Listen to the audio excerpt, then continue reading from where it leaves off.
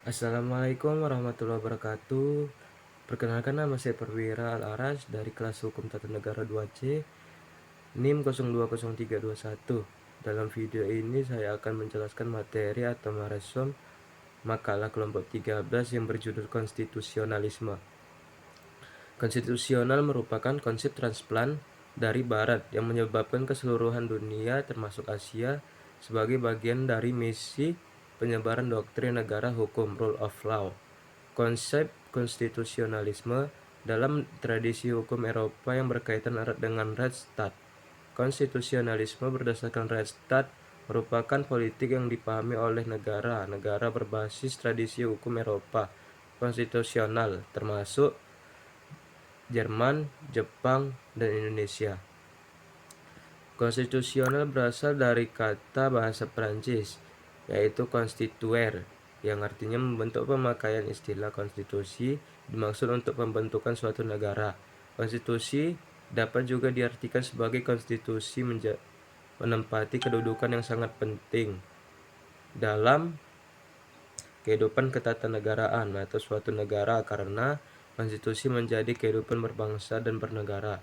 Undang-Undang Dasar Negara Republik Indonesia tahun 1945 sebagai konstitusi Indonesia sebagai konstitusi negara Indonesia memiliki beberapa fungsi yang sangat penting. Berikut adalah beberapa aspeknya. Yang pertama, konstitusi politik. Undang-Undang Dasar Negara Republik Indonesia tahun 1945 berdasarkan landasan konstitusional bagi Indonesia mengenai jaminan terhadap hal-hal warga negara, pembatasan kekuasaan negara, dan pengaturan mengenai hubungan negara dengan warga negara.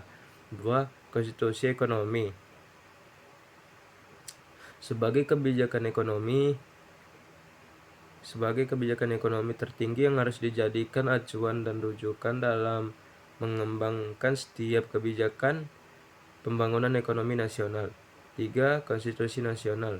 Undang-Undang Dasar Negara Republik Indonesia 1945 tata cara kehidupan bermasyarakat dan berbangsa serta memberikan kerangka susunan kehidupan bermasyarakat, berbangsa, dan bernegara. Sistem ketatanegaraan Indonesia. Sistem ketatanegaraan Indonesia terdiri dari beberapa lembaga yang memiliki struktur dan tugas yang berbeda. Lembaga itu meliputi MPR, DPR, DPD, Presiden, MA, MK, dan BPK. Sistem ketatanegaraan Indonesia menurut Undang-Undang Dasar sebagai berikut. Yang pertama, bentuk negara adalah kesatuan. Yang kedua, bentuk pemerintahan adalah republik. Yang ketiga, sistem pemerintahan adalah presiden. Yang keempat, sistem politik adalah demokrasi atau kedaulatan rakyat. Sekian presentasi atau resume dari saya. Apabila ada kesalahan atau kekurangan kata, saya mohon maaf. Wabillahi taufiq wal hidayah. Wassalamualaikum warahmatullahi wabarakatuh.